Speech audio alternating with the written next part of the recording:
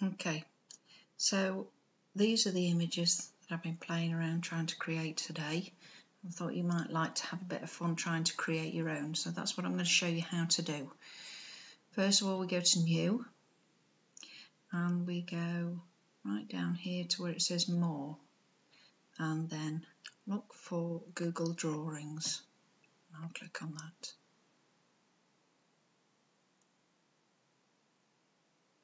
Okay, it's just loading up now. So it'll automatically open up with a space for us to do the drawing on. That says drawing, but strictly speaking, we're going to use photographs. You can use photographs that you've taken, or if you want to, you can just copy and paste from the internet. When it finally finishes opening up, I'm going to show you where you should be able to find photographs that you've taken, as long as you've remembered to upload them to your Gmail account. Okay, so it's fully open now. So just here, it says insert image. If I click on that, and it gives me different options here, so I might have something on the computer I wanted to upload, but actually in this account I should have quite a few photographs already, and it's dead easy to use those. Hopefully they won't take too long to come up. There they are. You can see a range of pictures just there, including my lunch and a little rabbit that my daughter made. Various images there that I thought would be good for this project. Not the one of the rabbit, of course. Okay, so if I take, for example, this image, I drag it and drop it over here, like so. The next thing I'm going to do is I'm going to crop it down. It's quite nice working with square shapes and getting rid of a few of the fiddly details around the outside that I don't want to use. So I'm going to crop it, and there's the tool to crop it with. So I will drag that down like so, about there, I think. There we go. That's what I want. Okay. No, it's not done it right, it's squashed it. One of the things I have found actually with this software, you have to make sure that you've got the right bit of it, and it's, I'll try it from the corner because it does sometimes squash it instead of cutting it. Right, it's cutting it now. Can you see how the line is moving down? So I'll crop it to about there. Okay, you'll notice I did use that before, so you can undo it if you do go wrong. So I went wrong a little bit there, so I've just undone it. And I'm going to move that into the corner there. Now this time I do want to squash it. It's too big for me for this purpose. I want something much smaller. So I'm going to go from the corner there, and I'm going to drag it across. Now you'll see it keeps the same proportions if you drag from the corner. So I'll get to about quarter the size there. Oops, managed to move it up there, didn't mean to.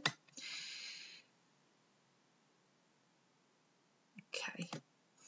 I've also managed to flip it upside down, but as you'll see, it actually doesn't matter for what we're going to do, so I'll leave it that way up. Right, so make sure this is selected, and I'm going to press Control and D, which will duplicate it, D for duplicate. You can also do Control C and Control V, which you might be familiar with for copy and paste.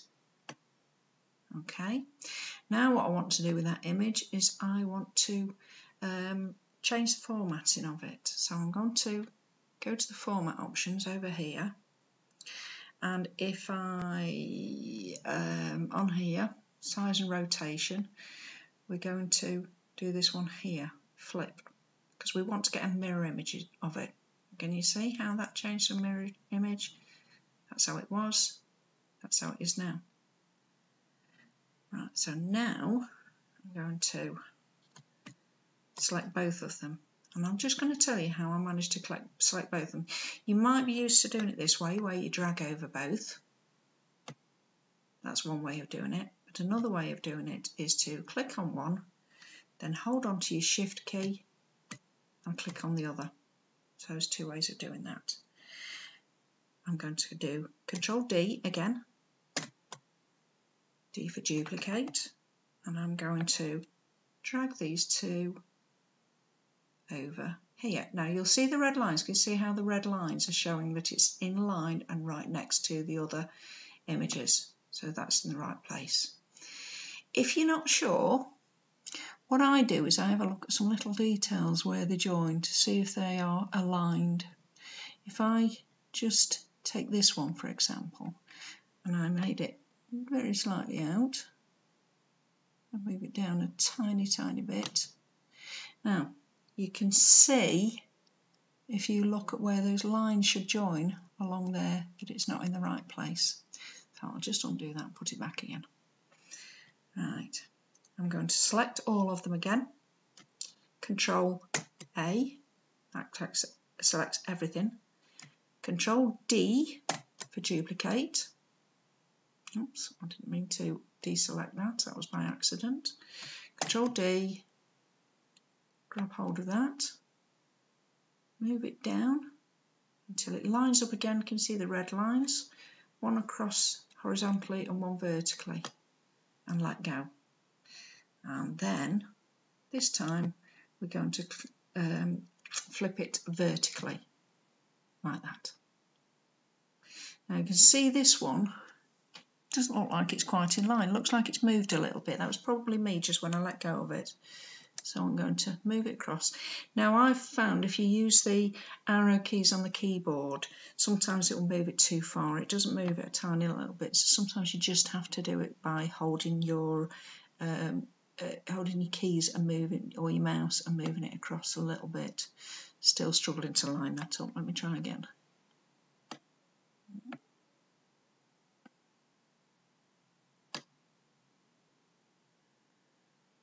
Is that lined up? That looks better. I'm looking at these dots here. That looks, looking at those dots just there, that looks like it's in the right place. So I shall do that, and then I can double check. Yes, that looks fine. Now, if you remember, I've already copied 4 of them, so I can just Control duplicate. No, I can't. Ignore me. Did I do that right? Control D. No. I'll have to select them again. So 1, 1, hold my Shift key, 2, 3, 4, let go of the Shift key, Control duplicate. Again, I shall move those back down, try and line them up, and flip vertically.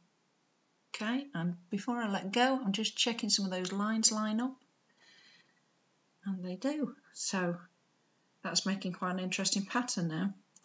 Now I can do a little bit more to this as well if I want to. So I'm going to Control A to select all of it.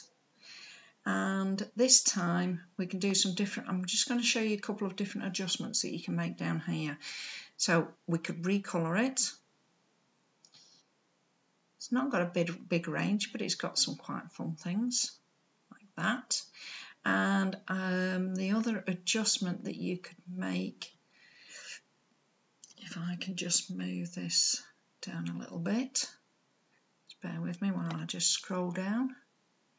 Now, we've got brightness and contrast. I wouldn't worry too much about transparency for this one, but brightness and contrast can have quite an important difference. So I'm going to make it a little bit darker. I'm going to give it a bit more of a spooky effect, so I'm making it a bit darker. And I'm going to get the contrast, and I'm going to increase the contrast so it's there's more difference between dark and light.